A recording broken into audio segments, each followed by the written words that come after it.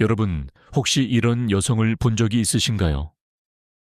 남자 없이도 당당하게 혼자 살아가는 여성. 누군가는 그녀를 안쓰럽게 바라보고 누군가는 이해할 수 없다는 표정을 짓습니다. 하지만 그녀의 눈빛은 어떤가요? 그 안에는 불안이 아니라 놀랍게도 고요한 확신이 담겨 있습니다. 우리 사회는 오랫동안 여성에게 이렇게 말해왔습니다. 여자는 누군가와 함께 있어야 완전하다고, 남자 없이는 무언가 결핍된 존재라고. 그래서 혼자 사는 여성을 보면 사람들은 걱정 어린 눈빛으로 묻습니다. 왜 혼자 사느냐고, 외롭지 않느냐고, 언제쯤 누군가를 만날 거냐고. 하지만 정말 그럴까요? 남자 없이 사는 여성의 삶은 정말 불완전하고 슬픈 것일까요? 칼 융은 이렇게 말했습니다. 진정한 성숙은 타인을 통해 자신을 완성하려는 욕망에서 벗어날 때 시작된다고. 그는 이것을 개성화, 즉 온전한 자기 자신이 되어가는 과정이라고 불렀습니다. 그리고 놀랍게도 남자 없이 혼자 사는 여성들 중 많은 이들이 바로 이 개성화의 여정을 걷고 있습니다. 그들은 사회가 정해놓은 틀에서 벗어나 자신만의 내면 세계를 탐험하고 있는 것입니다. 이것은 실패가 아닙니다. 이것은 용기입니다. 이것은 포기가 아니라 선택입니다. 오늘 우리는 융의 심리학을 통해 남자 없이 혼자 사는 여성들의 마음속 깊은 곳을 들여다보려 합니다. 그곳에서 우리는 외로움이 아니라 자유를, 결핍이 아니라 충만함을 발견하게 될 것입니다. 우선 우리는 이해해야 합니다. 왜 사회는 혼자 사는 여성을 불편해 할까요? 그 답은 융이 말한 집단 무의식 속에 있습니다. 우리 사회의 깊은 곳에는 오래된 믿음이 자리 잡고 있습니다. 여성은 남성과 함께 있어야 한다는, 여성의 가치는 관계 속에서 정의된다는 믿음 말입니다. 이것은 수천 년 동안 반복되어 온 원형적 이미지입니다. 융은 이런 집단적 기대를 페르소나라고 불렀습니다. 페르소나는 우리가 사회에 보여주는 가면입니다. 우리가 쓰고 있어야 한다고 믿는 역할의 가면이죠. 한국 사회에서 여성의 페르소나는 어떤 모습일까요? 다정한 아내, 헌신적인 어머니, 누군가를 돌보는 존재. 이것이 오랫동안 여성에게 기대되어 온 모습입니다. 그래서 이 가면을 벗어던진 여성, 남자 없이 혼자 살기로 선택한 여성은 사회적 불안을 일으킵니다. 사람들은 무의식적으로 질문합니다. 저 여자는 왜 자기 역할을 하지 않는 걸까? 무엇이 잘못된 걸까? 하지만 융은 이렇게 말합니다. 진정한 자기를 찾으려면 페르소나를 넘어서야 한다고. 사회가 원하는 모습이 아니라 진짜 내가 누구인지를 발견해야 한다고. 혼자 사는 여성들은 바로 이 용기 있는 여정을 시작한 사람들입니다. 그들은 집단이 정해놓은 역할을 거부하고 자신만의 길을 걷기로 결심했습니다. 이것은 쉬운 선택이 아닙니다. 왜냐하면 페르소나를 벗는다는 것은 집단으로부터 고립될 위험을 감수한다는 뜻이기 때문입니다. 사람들의 의아한 시선, 가족들의 걱정, 친구들의 조언. 이 모든 것이 그녀를 다시 집단의 품으로 끌어들이려 합니다. 하지만 그녀는 알고 있습니다. 그 품이 아무리 따뜻해 보여도 그곳에서는 진짜 자신으로 살 수 없다는 것을. 그래서 그녀는 외로움을 감수하면서도 혼자 걷는 길을 선택합니다.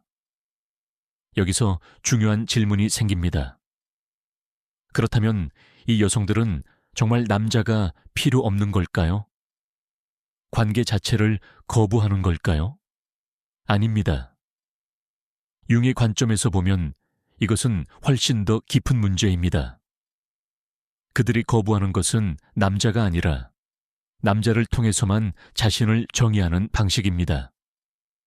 윤근 말했습니다. 모든 사람의 무의식 속에는 반대성의 원형이 존재한다고. 여성의 무의식에는 아니무스라는 남성적 요소가, 남성의 무의식에는 아니마라는 여성적 요소가 살고 있다는 것입니다. 아니무스는 무엇일까요? 그것은 여성 내면의 남성적 에너지입니다. 논리적 사고, 결단력, 독립성, 자기주장. 전통적으로 남성적이라고 여겨지는 이런 특성들이 사실 모든 여성의 내면에도 존재합니다. 하지만 많은 여성들은 이 아니무스를 외부의 남자에게 투사합니다. 그래서 남자를 만나면 이렇게 생각합니다. 그가 나를 보호해 줄 거야. 그가 나 대신 결정해 줄 거야. 그가 있어야 내가 강해질 수 있어. 이것이 바로 투사입니다. 자신의 내면에 있는 힘을 타인에게서 찾으려는 심리적 메커니즘이죠. 그런데 남자 없이 혼자 사는 여성들에게는 특별한 일이 일어납니다. 그들은 더 이상 아니무스를 남자에게 투사할 수 없게 됩니다. 외부에 남자가 없으니까요. 그래서 어쩔 수 없이 자신의 내면을 들여다보게 됩니다. 그리고 놀라운 발견을 합니다. 내가 찾던 힘이, 내가 필요로 하던 강함이 사실 처음부터 내 안에 있었다는 것을. 이것이 바로 융기 말한 개성화의 핵심입니다. 외부에 투사했던 것들을 다시 내면으로 통합하는 과정. 타인을 통해 채우려 했던 것을 자기 자신에게서 발견하는 여정. 혼자 사는 여성은 자신의 아니무스와 직접 대면합니다. 처음에는 두렵습니다. 스스로 결정해야 하고, 스스로 책임져야 하고, 스스로 강해져야 하니까요. 정구가 나가면 남자친구를 부를 수 없습니다. 중요한 결정 앞에서 남편에게 물어볼 수 없습니다. 외로운 밤에 누군가의 어깨에 기댈 수 없습니다. 하지만 바로 이 순간들이 그녀를 성장시킵니다. 정우를 갈면서 그녀는 배웁니다. 나도 할 수 있구나. 혼자 결정하면서 그녀는 깨닫습니다. 내 판단도 충분히 좋구나. 외로움을 견디면서 그녀는 발견합니다. 나 자신과 함께 있는 것도 나쁘지 않구나. 이렇게 시간이 지나면서 그녀의 내면에서 변화가 일어납니다. 아니무스가 더 이상 무서운 타자가 아니라 그녀 자신의 일부가 됩니다. 그녀는 남성적 에너지와 여성적 에너지를 모두 가진 온전한 인간이 되어갑니다. 부드러우면서도 강하고, 감성적이면서도 논리적이고, 누군가를 돌보면서도 자신을 지킬 줄 아는 사람. 융은 이것을 자기 실현이라고 불렀습니다. 반쪽이 아니라 온전한 하나가 되는 것. 누군가를 통해 완성되는 것이 아니라 스스로 완전해지는 것. 하지만 이 과정이 항상 아름답기만 한 것은 아닙니다. 융은 또 다른 중요한 개념을 이야기했습니다. 바로 그림자입니다. 그림자는 우리가 인정하고 싶지 않은 자신의 어두운 면입니다. 우리가 부끄러워하는 감정들, 사회적으로 받아들여지지 않는 욕망들, 의식적으로 억압해온 생각들. 이 모든 것이 무의식의 그림자 속에 숨어 있습니다. 그리고 혼자 살기로 선택한 여성들은 이 그림자와 필연적으로 마주치게 됩니다. 어떤 그림자들이 나타날까요? 먼저 외로움에 대한 두려움입니다. 우리 사회는 외로움을 약함의 표시로 여깁니다. 특히 여성이 외롭다고 말하면 그것은 그녀가 실패했다는 증거처럼 여겨집니다. 그래서 많은 여성들은 외로움을 느끼면서도 그것을 인정하지 않습니다. 나는 괜찮아. 나는 강해. 나는 외롭지 않아. 하지만 밤이 깊어지면 그림자가 속삭입니다. 너는 정말 외로워. 너에게는 아무도 없어. 이대로 늙어서 혼자 죽게 될 거야. 이것은 무서운 속삭임입니다. 하지만 윤군 말합니다. 그림자를 피하지 말라고. 그것과 대면하라고. 외로움이라는 그림자와 마주하는 여성은 무엇을 발견할까요? 놀랍게도 그녀는 외로움 뒤에 숨겨진 다른 진실을 보게 됩니다. 외로움은 사실 자유에 대한 두려움이었습니다. 누군가에게 의존하지 않고 혼자 서는 것에 대한 두려움. 자기 자신과 온전히 마주하는 것에 대한 두려움. 그리고 이 두려움을 직시하는 순간 그녀는 한 단계 더 깊은 곳으로 들어갑니다. 외로움이 더 이상 적이 아니라 자신을 알아가는 과정의 일부가 됩니다.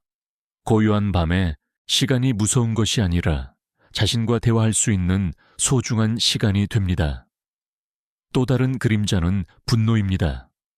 많은 여성들은 자신이 화가 났다는 것을 인정하지 못합니다. 여성은 다정하고 부드러워야 한다는 사회적 기대 때문입니다. 하지만 남자 없이 혼자 사는 여성들 중에는 깊은 분노를 품고 있는 경우가 많습니다.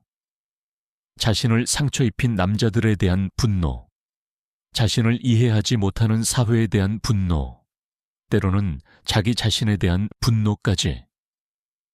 이 분노는 그림자 속에 숨어서 때때로 예상치 못한 방식으로 터져 나옵니다.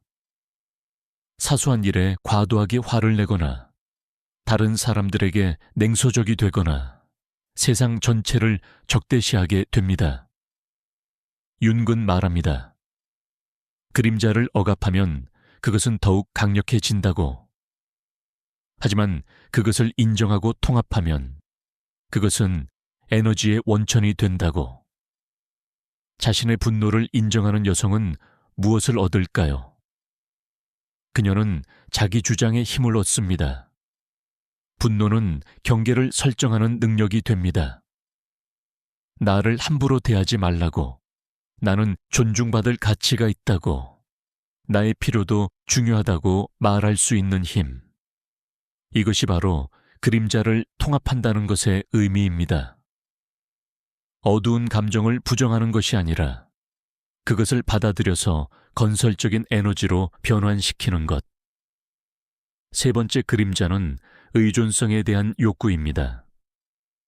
여성들은 종종 이것을 가장 인정하기 어려워합니다. 특히 독립적으로 살기로 선택한 여성에게는요. 나는 혼자서도 잘해.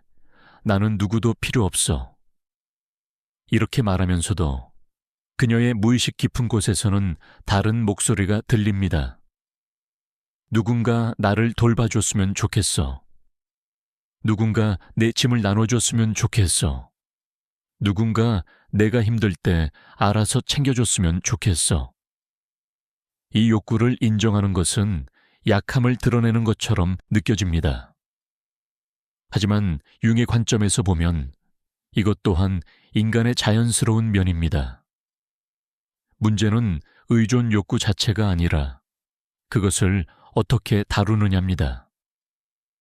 건강하지 못한 방식은 이 욕구를 완전히 부정하거나 반대로 그것에 완전히 굴복하는 것입니다. 융기 제안하는 길은 중간입니다. 자신의 의존 욕구를 인정하되 그것이 자신을 지배하지 않도록 하는 것.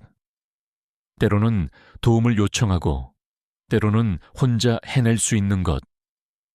완벽하게 독립적일 필요도 없고 완전히 의존적일 필요도 없는 것. 이것이 바로 성숙한 인간의 모습입니다. 그리고 이것은 남자가 있든 없든 배워야 하는 것입니다. 혼자 사는 여성이 이 그림자들과 씨름하면서 그녀는 점점 더 온전한 자기 자신을 발견해 갑니다. 외로움도, 분노도, 의존 욕구도 모두 자신의 일부임을 받아들입니다. 완벽하지 않아도 괜찮다는 것을, 때로는 약해도 괜찮다는 것을, 그래도 자신은 충분히 가치 있는 존재라는 것을 깨닫습니다. 이것이 바로 융기 말한 전체성입니다. 빛과 어둠을 모두 품은 온전한 인간이 되는 것. 그렇다면 이 여성들은 어떻게 살아갈까요? 남자도 없이, 때로는 외롭고 사회의 이해도 받지 못하면서 그들은 무엇을 위해 살까요?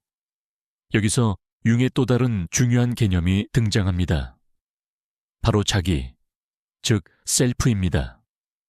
융에게 자기란 단순히 나라는 존재가 아닙니다. 그것은 의식과 무의식을 모두 포함하는 우리 존재의 가장 깊고 가장 온전한 중심입니다. 자기는 우리 안에 있는 신성한 불꽃이라고 할 수 있습니다. 우리를 진정한 자신으로 이끄는 내면의 나침반. 대부분의 사람들은 평생 이 자기를 발견하지 못합니다. 왜냐하면 그들은 너무 많은 외부의 소음에 둘러싸여 있기 때문입니다. 사회의 기대, 타인의 시선, 관계의 역동. 이 모든 것이 내면의 목소리를 듣지 못하게 막습니다. 하지만 혼자 사는 여성들에게는 특별한 기회가 있습니다. 그들은 고요함 속에서, 자신만의 시간 속에서 이 내면의 목소리를 들을 수 있습니다. 아침에 눈을 떴을 때 아무도 깨우지 않아도 됩니다. 저녁에 집에 돌아왔을 때 누구에게도 설명하지 않아도 됩니다. 주말에 무엇을 할지, 어디로 갈지, 누구를 만날지 모든 것이 자신의 선택입니다. 처음에는 이 자유가 어색하고 무겁게 느껴집니다. 누군가 정해줬으면 좋겠다는 생각이 들기도 합니다. 하지만 시간이 지나면서 이 자유 속에서 놀라운 일이 일어납니다. 그녀는 자신이 진정으로 원하는 것이 무엇인지 알게 됩니다.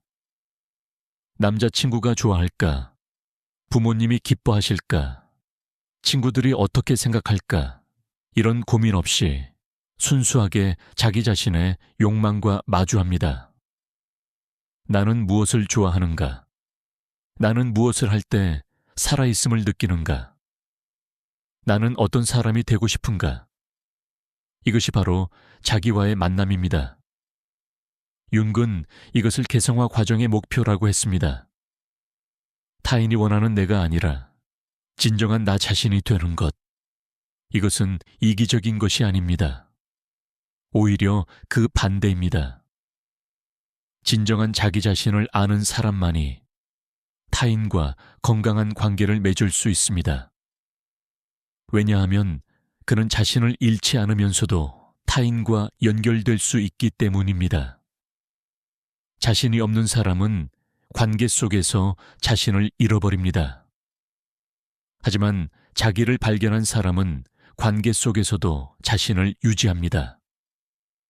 혼자 사는 여성들이 발견하는 것은 바로 이것입니다. 혼자 있음이 외로움이 아니라 온전함이 될 수 있다는 것. 남자가 없다는 것이 결핍이 아니라 완성일 수 있다는 것. 물론 이것은 모든 여성이 혼자 살아야 한다는 뜻이 아닙니다. 그것은 선택의 문제입니다. 중요한 것은 관계가 필요해서 비롯되는가, 아니면 선택에서 비롯되는가 하는 점입니다. 나 혼자서는 살 수 없어서 누군가가 필요한 것인가? 아니면 나 혼자서도 온전하지만 누군가와 함께하기를 원하는 것인가?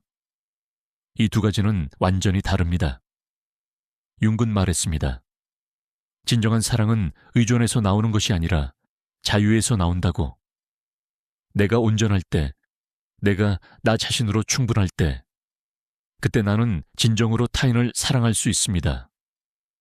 내가 채워지지 않은 공허함을 메우기 위해서가 아니라 내 안에 풍요로움을 나누기 위해서.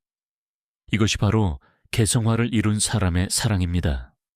그리고 혼자 사는 여성들 중 많은 이들이 이런 사랑의 가능성을 자신 안에서 키워가고 있습니다. 한국 사회를 바라보면 흥미로운 변화가 일어나고 있습니다. 점점 더 많은 여성들이 혼자 살기를 선택하고 있습니다. 통계를 보면 1인 가구가 계속 증가하고 있고 그중 상당수가 여성입니다. 사회는 이것을 우려의 시선으로 바라봅니다. 저출산, 고령화, 가족 해체. 하지만 융의 관점에서 본다면 이것은 단순히 사회 문제가 아니라 심리적 각성일 수도 있습니다. 여성들이 집단 무의식의 압력에서 벗어나 자신만의 길을 찾기 시작한 것일 수도 있습니다. 한국의 여성들은 특별한 역사를 가지고 있습니다. 유교 문화 속에서 여성은 오랫동안 아버지, 남편, 아들에게 순종하는 존재로 여겨졌습니다. 삼종지도라는 말이 그것을 잘 보여줍니다. 여성은 자신의 이름으로 살아갈 권리조차 없었습니다. 항상 누군가의 딸, 누군가의 아내, 누군가의 어머니로만 존재했습니다. 이것은 여성의 페르소나가 얼마나 강력하게 고정되어 있었는지를 보여줍니다. 여성 자체로는 존재할 수 없었던 것입니다. 하지만 지난 수십 년 동안 한국 사회는 급격하게 변했습니다. 여성들은 교육을 받고 경제적으로 독립하고 자신의 목소리를 내기 시작했습니다. 그리고 이제 일부 여성들은 더 나아가고 있습니다. 단순히 남자와 동등해지는 것을 넘어서 남자 없이도 온전한 존재가 되려고 합니다. 이것은 한국 사회의 집단 무의식에 큰 파장을 일으키고 있습니다. 왜냐하면 이것은 수천 년 동안 유지되어 온 원형적 질서에 대한 도전이기 때문입니다. 사회의 반응은 양가적입니다. 한편으로는 독립적인 여성을 존경하고 부러워합니다. 하지만 다른 한편으로는 그런 여성을 불편해하고 비난합니다. 왜 결혼하지 않느냐고, 왜 아이를 낳지 않느냐고, 나중에 후회하지 않겠느냐고. 이런 질문들은 사실 사회의 불안을 드러냅니다. 만약 모든 여성들이 혼자 살기로 결정한다면, 만약 여성들이 더 이상 전통적인 역할을 받아들이지 않는다면, 사회는 어떻게 될까? 이것은 집단 무의식의 두려움입니다. 새로운 것에 대한 두려움, 변화에 대한 저항. 하지만 융은 말합니다. 사회도 개인처럼 개성화의 과정을 거쳐야 한다고. 낡은 원형들이 새로운 원형들로 대체되어야 한다고. 한국 사회도 지금 이 과정을 겪고 있는 것일지 모릅니다. 여성이 누군가에게 속한 존재라는 오래된 믿음이 무너지고 여성도 독립적이고 온전한 개인이라는 새로운 이해가 자리 잡아가고 있습니다. 이것은 고통스러운 과정입니다. 모든 변화는 그렇습니다. 하지만 이것은 필요한 과정이기도 합니다. 사회가 성숙하기 위해서는 필수적인 과정입니다. 혼자 사는 여성들은 이 사회적 변화의 성우자들입니다.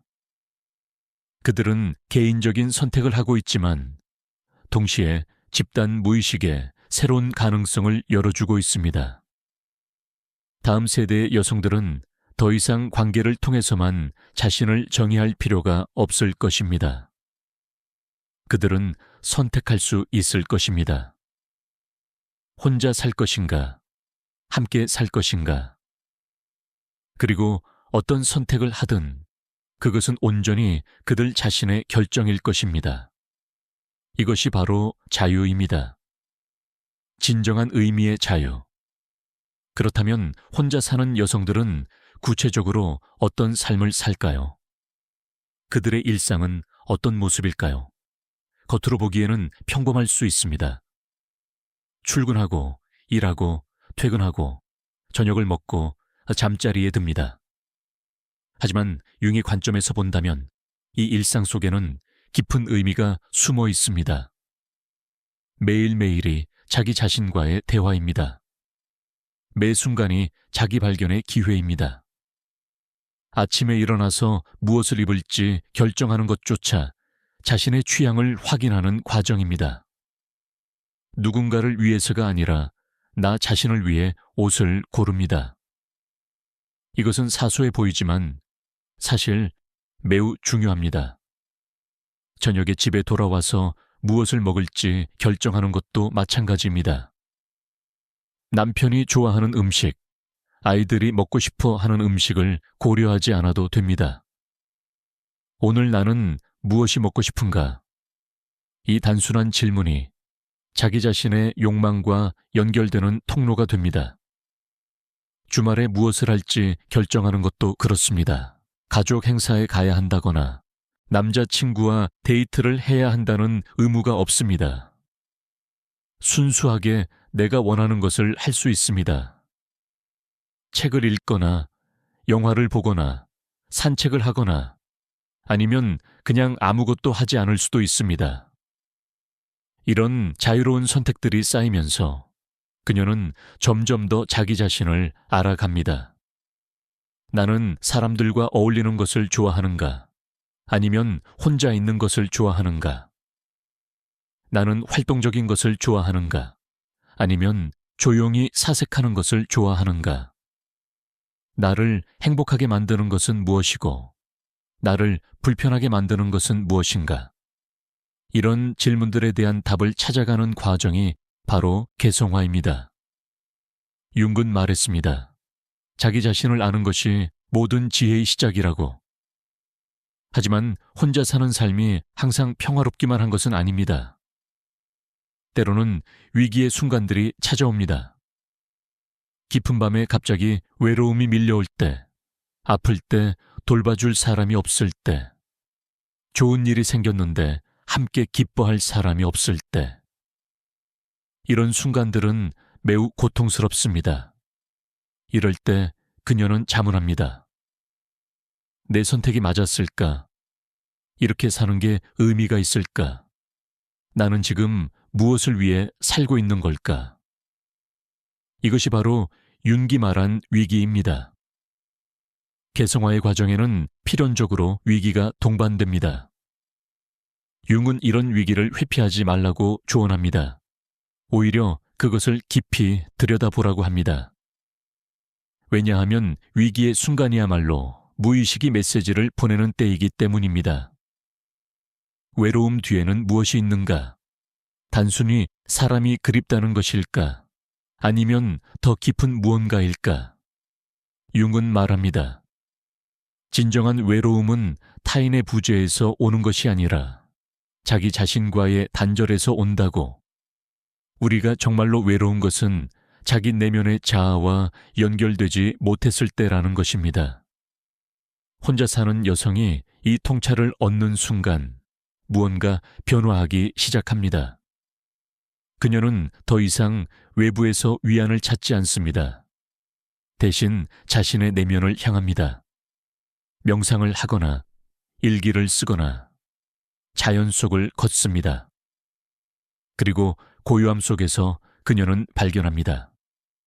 자신은 결코 혼자가 아니었다는 것을. 왜냐하면 그녀의 내면에는 무한한 우주가 펼쳐져 있기 때문입니다. 윤기 말한 자기, 그 깊고 신비로운 중심이 거기 있습니다. 그것과 연결될 때 외로움은 사라지고 충만함이 찾아옵니다. 이것은 신비주의적으로 들릴 수 있습니다. 하지만 융의 심리학은 단순한 이론이 아닙니다. 그것은 실제 경험에 기반한 것입니다. 융 자신도 깊은 심리적 위기를 겪었고 그 과정에서 자기와 만났습니다. 그는 꿈을 분석하고 환상을 탐구하고 무의식과 대화했습니다. 그리고 그는 발견했습니다. 인간의 무의식은 개인적인 것을 넘어서 집단적이고 우주적인 차원까지 이어진다는 것을. 우리 각자의 내면에는 전체 인류의 지혜가, 전체 우주의 신비가 담겨 있다는 것을. 혼자 사는 여성들 중 일부는 이런 깊은 차원을 경험합니다. 그들은 자신이 단지 고립된 개인이 아니라 무언가 더 큰 것의 일부임을 느낍니다. 이것은 종교적 경험일 수도 있고 예술적 영감일 수도 있고 자연과의 깊은 연결일 수도 있습니다. 형태는 다르지만 본질은 같습니다. 자기와의 만남입니다. 융은 이것을 자기 실현이라고 불렀습니다. 그리고 그는 이것이 인간이 도달할 수 있는 가장 높은 경지라고 생각했습니다. 물론 모든 혼자 사는 여성이 이런 깊은 경지에 이르는 것은 아닙니다. 어떤 여성들은 단순히 편안하기 때문에 혼자 삽니다. 어떤 여성들은 관계에서 상처를 받아서 혼자를 선택합니다. 어떤 여성들은 아직 적당한 사람을 만나지 못해서 혼자입니다. 이유는 다양합니다. 하지만 융의 관점에서 본다면 이유가 무엇이든 혼자 사는 경험은 자기 발견의 기회가 될 수 있습니다. 중요한 것은 그 경험을 어떻게 받아들이고 활용하느냐입니다. 수동적으로 혼자 있는 것과 능동적으로 혼자 있는 것은 다릅니다.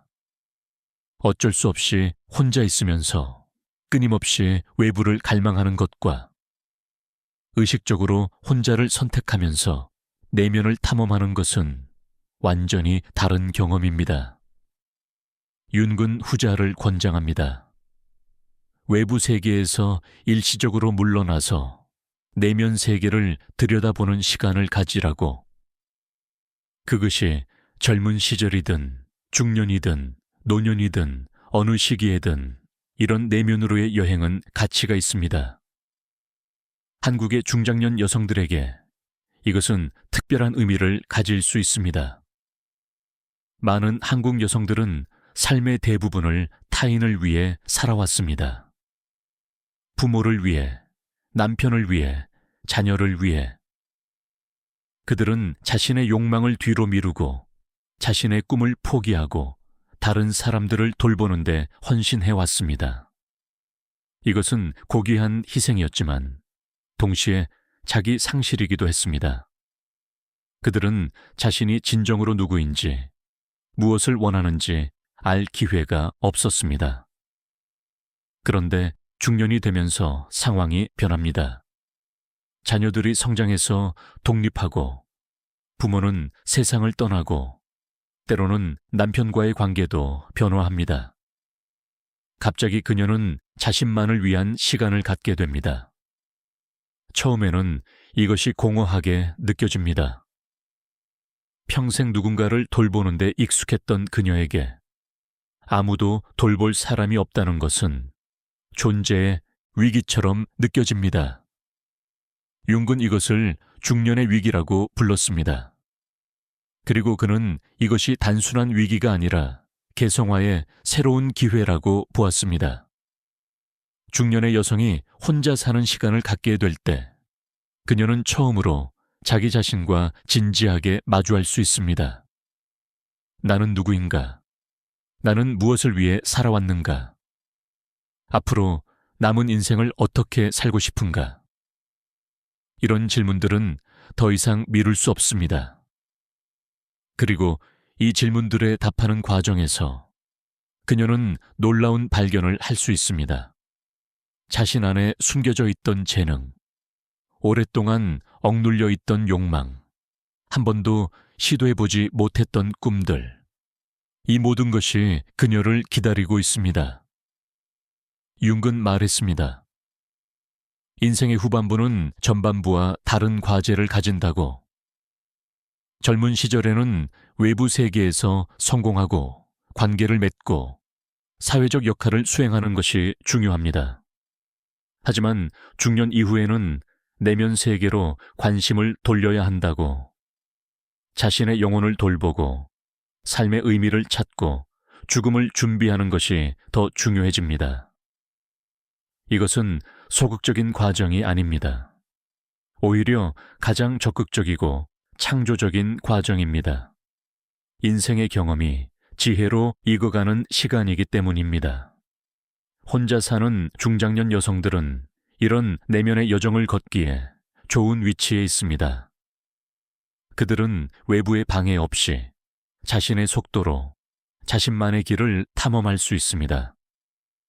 어떤 이들은 새로운 취미를 시작합니다. 그림을 그리거나 악기를 배우거나 글을 씁니다. 이것은 단순한 여가 활동이 아닙니다. 이것은 무의식의 표현입니다. 융은 예술적 활동을 매우 중요하게 여겼습니다. 왜냐하면 그것을 통해 무의식의 내용이 의식으로 떠오를 수 있기 때문입니다. 어떤 이들은 영적인 탐구를 시작합니다. 명상을 배우거나 종교에 깊이 관여하거나 철학을 공부합니다. 이것 또한 자기와의 만남을 위한 길입니다. 융 자신도 동양의 영성에 깊은 관심을 가졌습니다.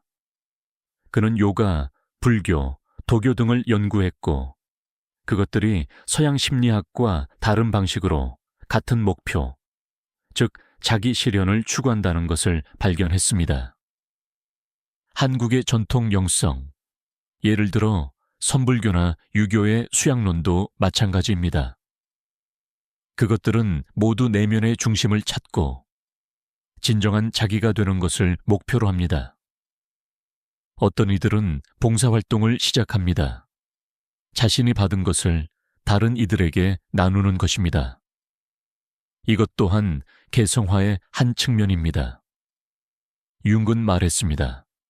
진정으로 자기 자신을 발견한 사람은 자연스럽게 타인을 위하게 된다고. 왜냐하면 그는 자신과 타인이 깊은 차원에서 연결되어 있음을 알기 때문입니다. 집단 무의식은 우리 모두를 하나로 묶습니다.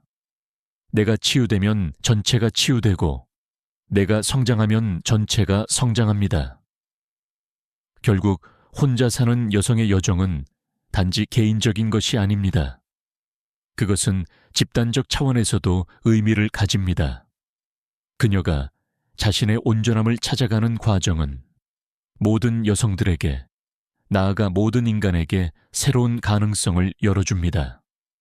여성도 혼자서 온전할 수 있다는 것, 관계가 필수가 아니라 선택일 수 있다는 것, 개인으로서의 자기 실현이 가능하다는 것, 이런 깨달음들이 집단 무의식의 새로운 원형으로 자리 잡을 때 사회 전체가 변화합니다.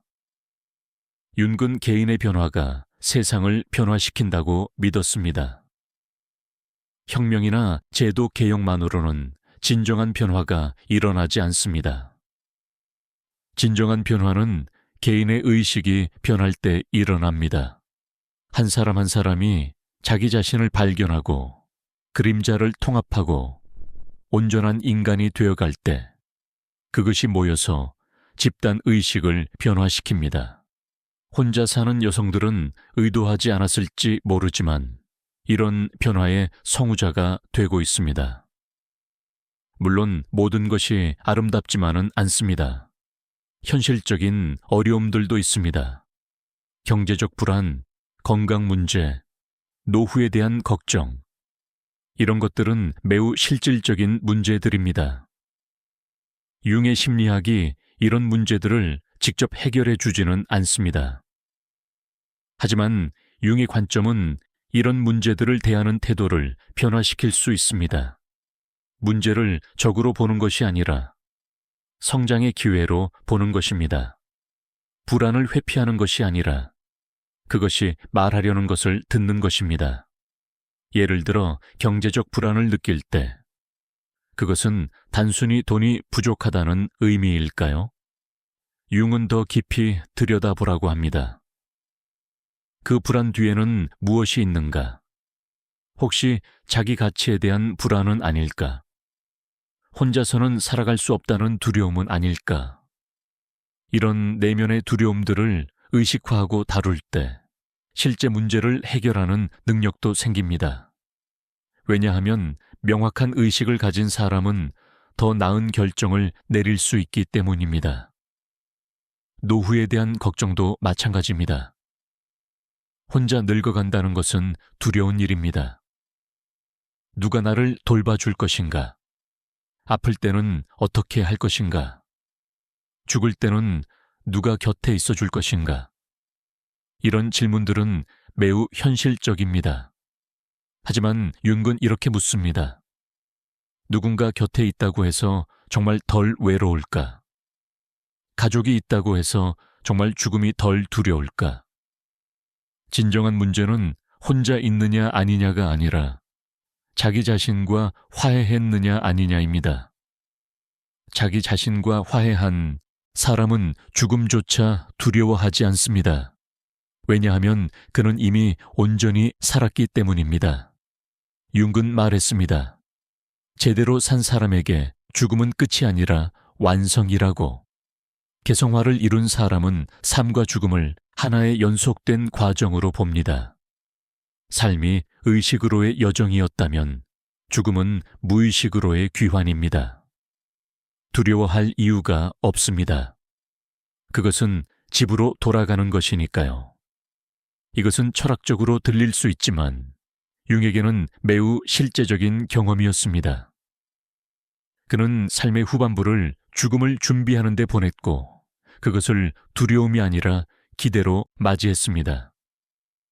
혼자 사는 여성들 중에서도 나이 들어가는 것을 평화롭게 받아들이는 이들이 있습니다.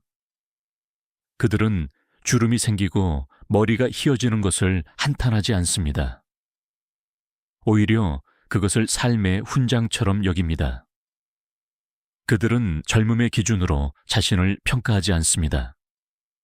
그 대신 깊이, 지혜, 내면의 풍요로움으로 자신을 평가합니다. 이것이 바로 윤기 말한 인생 후반부의 과제입니다. 외면이 아니라 내면에 집중하는 것, 가지는 것이 아니라 존재하는 것에 집중하는 것. 한국 사회는 아직 이런 가치를 충분히 인정하지 않습니다. 우리 사회는 여전히 젊음, 아름다움, 성공을 숭배합니다. 특히 여성에게 요구되는 기준은 더욱 가혹합니다.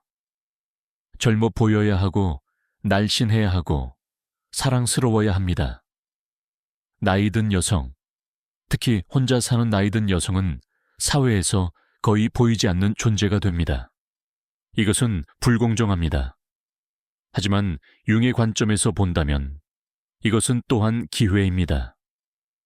보이지 않는다는 것은 자유롭다는 뜻이기도 하니까요. 사회의 시선에서 벗어났을 때 진정한 자유가 시작됩니다. 더 이상 누군가를 기쁘게 할 필요가 없습니다. 더 이상 특정한 방식으로 행동해야 한다는 압박이 없습니다. 그저 자기 자신으로 존재할 수 있습니다. 어떤 나이든 여성들은 이 자유를 만끽합니다. 그들은 하고 싶은 말을 하고, 입고 싶은 옷을 입고, 하고 싶은 일을 합니다. 사람들이 어떻게 생각하든 상관없습니다. 이것이 바로 진정한 개성화의 모습입니다. 타인의 평가에서 자유로워진 자기 자신. 융은 또한 노년의 지혜에 대해 이야기했습니다. 많은 문화에서 노인은 지혜의 상징입니다. 한국 전통 사회에서도 어른을 공경하는 문화가 있었습니다. 하지만 현대 사회는 이런 가치를 잃어가고 있습니다. 노인은 쓸모없고 짐이 되는 존재로 여겨집니다. 이것은 큰 손실입니다. 왜냐하면 노년의 지혜는 젊은 세대에게 필요한 것이기 때문입니다. 혼자 살면서 내면의 여정을 걸어온 나이든 여성들은 젊은 여성들에게 귀중한 스승이 될 수 있습니다. 그들은 삶에 대해 많은 것을 알고 있습니다. 관계가 어떻게 작동하는지, 고통을 어떻게 견디는지, 외로움과 어떻게 친구가 되는지, 그들은 실패를 겪었고 다시 일어섰습니다.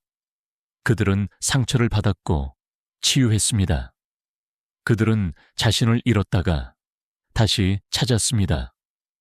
이 모든 경험이 지혜가 됩니다. 융은 말했습니다.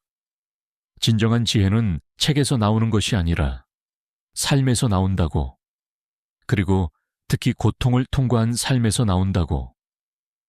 혼자 사는 여성들의 고통은 헛되지 않습니다. 그것은 그들을 더 깊고 지혜로운 사람으로 만듭니다. 그들이 얻은 통찰은 다음 세대에게 전해질 수 있습니다. 물론 이것이 자동으로 일어나는 것은 아닙니다. 경험이 저절로 지혜가 되는 것은 아니니까요. 경험을 성찰하고 의미를 찾고 그것을 언어화할 때 비로소 지혜가 됩니다. 이것이 바로 융기 강조한 의식화의 과정입니다. 무의식적인 경험을 의식으로 끌어올리는 것, 일기를 쓰는 것, 꿈을 기록하는 것, 자신의 이야기를 다른 이들과 나누는 것, 이 모든 것이 의식화를 돕습니다. 혼자 사는 여성들이 자신의 여정을 이야기할 때 그것은 단순한 회상이 아닙니다. 그것은 의미의 창조입니다. 그들은 자신의 삶을 하나의 이야기로 엮어냅니다. 그리고 그 이야기는 다른 여성들에게 영감이 되고 용기가 되고 길잡이가 됩니다. 융근 이야기의 힘을 믿었습니다. 신화와 동화가 집단 무의식의 이야기라면 개인의 삶도 하나의 신화입니다. 남자 없이 혼자 사는 여성의 이야기는 새로운 신화가 되고 있습니다. 전통적인 신화에서 여성은 항상 누군가의 짝이었습니다. 공주는 왕자를 만나야 했고 여신은 남신과 짝을 이뤘습니다.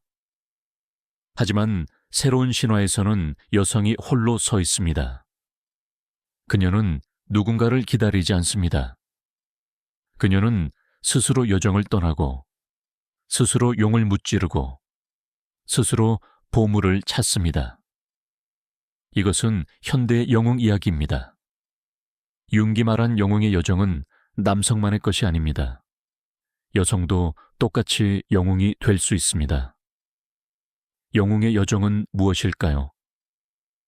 융에 따르면 그것은 알려진 세계를 떠나 미지의 세계로 들어가고 거기서 시련을 겪고 변화를 경험하고 새로운 지혜를 가지고 돌아오는 과정입니다. 혼자 사는 여성들은 바로 이 여정을 걷고 있습니다. 그들은 편안하고 익숙한 관계의 세계를 떠났습니다. 그들은 미지의 혼자만의 세계로 들어갔습니다. 거기서 그들은 외로움, 두려움, 불안이라는 괴물들과 싸웠습니다. 그리고 그들은 변화했습니다. 더 강하고 더 지혜롭고 더 온전한 사람이 되었습니다. 이제 그들이 할 일은 돌아오는 것입니다. 영웅의 여정의 마지막 단계는 귀환입니다. 하지만 이것은 단순히 원래 장소로 돌아가는 것이 아닙니다. 그것은 자신이 얻은 지혜를 공동체와 나누는 것입니다. 혼자 사는 여성들도 마찬가지입니다. 그들이 발견한 것, 그들이 배운 것, 그들이 이룬 것을 다른 이들과 나눌 때 그들의 여정은 완성됩니다. 이것은 물리적인 귀환이 아닐 수도 있습니다. 그것은 정신적, 영적인 귀환입니다. 고립에서 연결로, 분리에서 통합으로의 귀환입니다. 흥미롭게도 많은 혼자 사는 여성들이 나이가 들면서 다시 관계를 맺기 시작합니다. 하지만 이것은 예전의 관계와는 다릅니다.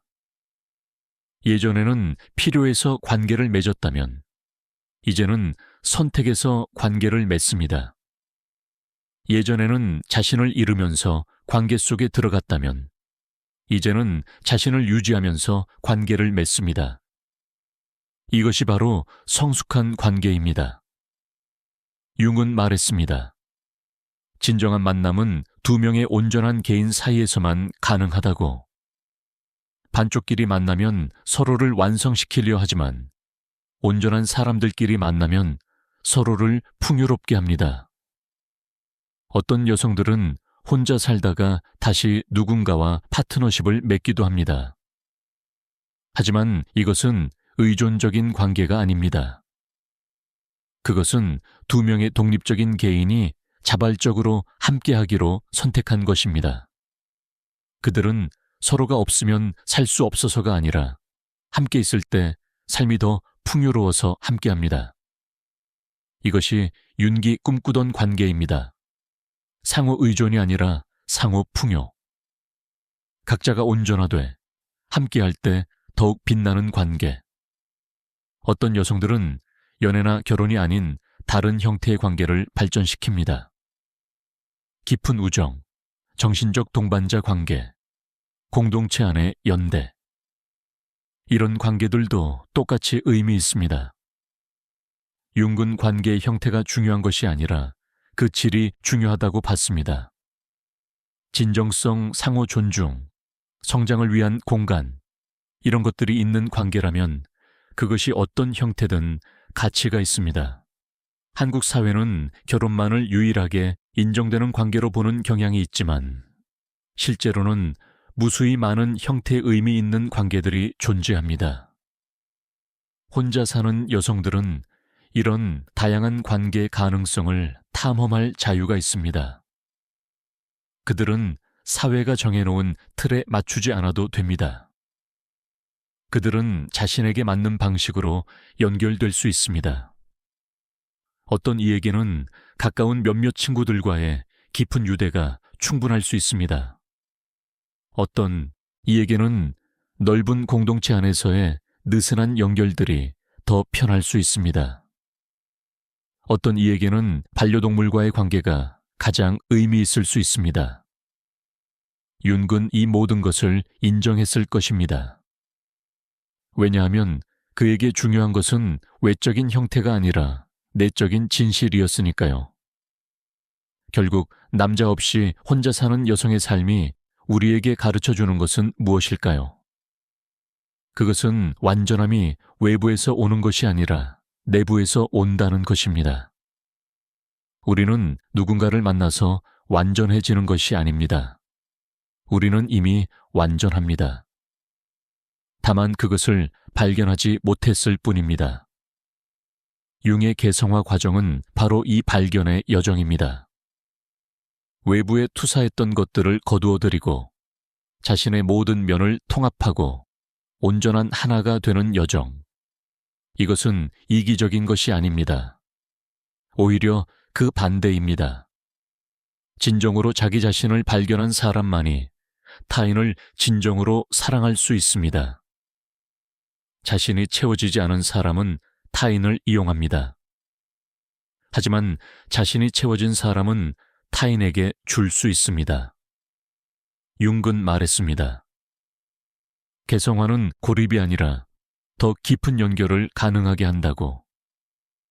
자기 자신을 아는 사람은 타인도 더 잘 이해할 수 있습니다. 자신의 그림자를 직면한 사람은 타인의 그림자에도 관대할 수 있습니다. 혼자 사는 여성들이 걷는 이 길은 그들만의 길이 아닙니다. 그것은 모든 인간이 걸어야 할 길입니다. 남자든 여자든 혼자든 함께든 우리 모두는 자기 자신을 발견해야 합니다. 우리 모두는 페르소나 너머를 보아야 하고 그림자와 화해해야 하고 아니무스나 아니마를 통합해야 하고 궁극적으로는 자기를 실현해야 합니다. 이것이 인간이 되어가는 과정입니다. 융은 이것을 인생의 목표라고 봤습니다. 그리고 그는 이것이 가능하다고, 그것도 누구에게나 가능하다고 믿었습니다. 오늘 우리가 이야기한 것은 단순히 혼자 사는 여성에 대한 이야기가 아닙니다. 그것은 자유에 대한 이야기이고, 용기에 대한 이야기이고, 변화에 대한 이야기입니다. 그것은 무엇보다도 가능성에 대한 이야기입니다. 우리는 우리가 생각했던 것보다 훨씬 더 많은 것을 할 수 있습니다. 우리는 사회가 정해놓은 역할에 갇히지 않아도 됩니다. 우리는 우리 자신의 길을 만들어갈 수 있습니다. 그리고 그 길을 걸어가는 과정에서 우리는 진정한 자기 자신을 발견하게 됩니다. 혼자 사는 여성들을 바라보는 시선이 바뀌어야 합니다. 그들은 불쌍한 사람들이 아닙니다. 그들은 실패한 사람들이 아닙니다. 그들은 용감한 탐험가들입니다. 그들은 새로운 가능성을 여는 성우자들입니다. 그들은 자신의 온전함을 찾아가는 여정 중에 있습니다. 우리는 그들을 염려하기보다는 그들에게서 배워야 합니다. 우리는 그들을 고치려 하기보다는 그들의 이야기를 들어야 합니다. 그리고 우리 자신의 삶에서도 융이 말한 개성화의 여정을 시작해야 합니다. 그 여정은 어떻게 시작될까요?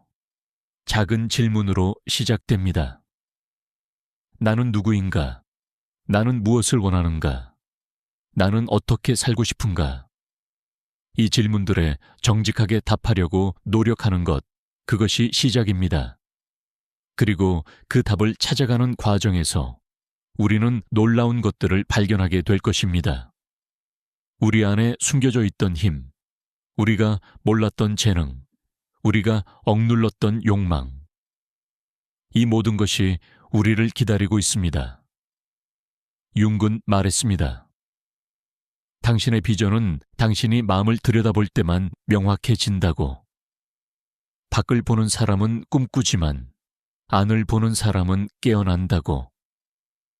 혼자 사는 여성들은 안을 보는 사람들입니다. 그들은 깨어나고 있습니다. 그리고 그들의 깨어남은 우리 모두에게 영향을 미칩니다. 한 사람이 의식화되면 집단 의식도 조금씩 변화합니다. 한 사람이 용기를 내면 다른 사람들도 용기를 얻습니다. 한 사람이 자신의 길을 걸으면 다른 사람들도 그것이 가능하다는 것을 알게 됩니다. 이렇게 해서 세상은 조금씩 변해갑니다. 혁명적으로 갑자기 변하는 것이 아니라 조용하고 깊게 변해갑니다. 한 사람의 의식에서 시작해서 점점 더 많은 사람들의 의식으로 퍼져나갑니다. 한국 사회도 이런 변화의 과정에 있습니다. 아직 갈 길이 멉니다. 여전히 많은 편견과 오해가 있습니다. 하지만 변화는 시작되었습니다. 점점 더 많은 여성들이 자신만의 목소리를 내고 있습니다. 점점 더 많은 사람들이 다양한 삶의 방식을 인정하기 시작했습니다. 이것은 희망적인 신호입니다. 융이 살았다면 이것을 보고 기뻐했을 것입니다. 왜냐하면 이것은 집단이 성숙해가고 있다는 증거이니까요. 융에게 성숙한 사회란 다양성을 인정하고 개인의 개성화를 지지하는 사회였습니다. 우리는 그런 사회를 향해 나아가고 있습니다. 천천히, 때로는 고통스럽게, 하지만 확실하게. 그리고 이 여정에서 혼자 사는 여성들은 중요한 역할을 하고 있습니다. 그들은 길을 만들고 있습니다. 그들이 걷는 발자국을 따라 다음 세대는 더 쉽게 걸어갈 수 있을 것입니다. 그들이 부딪히는 벽을 깨뜨리면서 다음 세대는 더 자유로워질 것입니다. 그들이 발견하는 진실을 나누면서 다음 세대는 더 빨리 자신을 찾을 수 있을 것입니다. 이것이 바로 성우자의 역할입니다. 그리고 모든 성우자가 그렇듯 그들은 외롭고 때로는 오해받습니다. 하지만 그들은 멈추지 않습니다. 왜냐하면 그들은 알고 있으니까요. 자신이 옳은 길을 걷고 있다는 것을. 그리고 그것으로 충분합니다. 오늘 우리가 나눈 이야기를 마무리하면서 당신에게 묻고 싶습니다. 당신은 어떤 길을 걷고 있나요? 당신은 사회가 정해놓은 길을 따라가고 있나요? 아니면 자신만의 길을 만들어가고 있나요? 당신은 타인의 기대에 부응하며 살고 있나요? 아니면 자신의 내면을 따르며 살고 있나요? 이것은 비난이 아닙니다. 단지 질문입니다. 윤기 우리에게 던지는 질문입니다. 당신은 누구입니까? 진짜 당신은 누구입니까? 이 질문에 답하는 것은 쉽지 않습니다. 평생이 걸릴 수도 있습니다.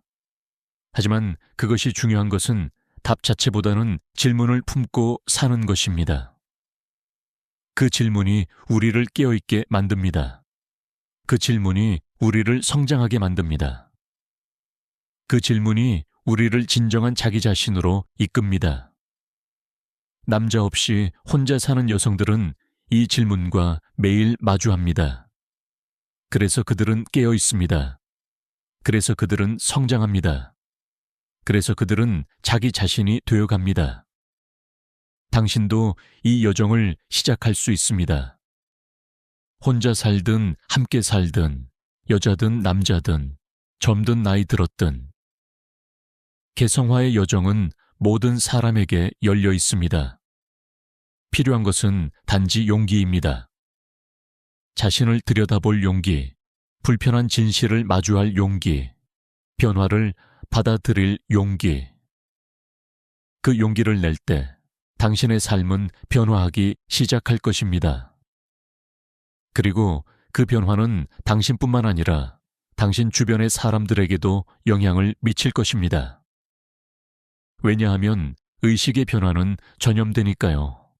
한 사람이 깨어나면 그 빛이 다른 사람들에게도 닿습니다.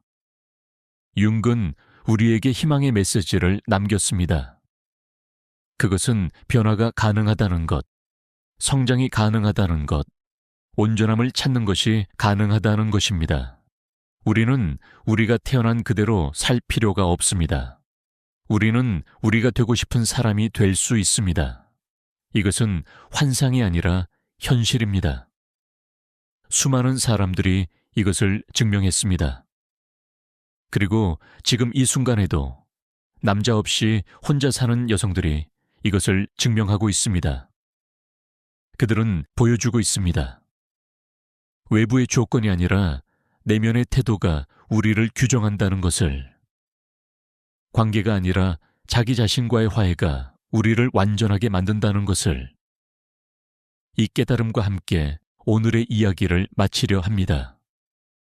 당신이 어떤 상황에 있든 당신 안에는 온전함을 향한 씨앗이 있습니다. 그 씨앗을 키우는 것은 당신의 몫입니다. 물을 주고 햇빛을 쐬게 하고 인내심을 가지고 기다리는 것. 그러면 어느 날 그 씨앗은 싹을 트이우고 자라나고 꽃을 피울 것입니다. 그리고 그 꽃은 세상에서 가장 아름다운 꽃이 될 것입니다. 왜냐하면 그것은 당신만의 꽃이니까요. 누구와도 같지 않은 오직 당신만이 피울 수 있는 꽃. 그것이 바로 개성화된 자기입니다. 그것이 바로 융이 우리에게 약속한 것입니다. 그것이 바로 남자 없이 혼자 사는 여성들이 찾아가고 있는 것입니다. 그리고 그것은 당신도 찾을 수 있습니다. 용기를 내세요. 여정을 시작하세요. 당신 자신이 되세요.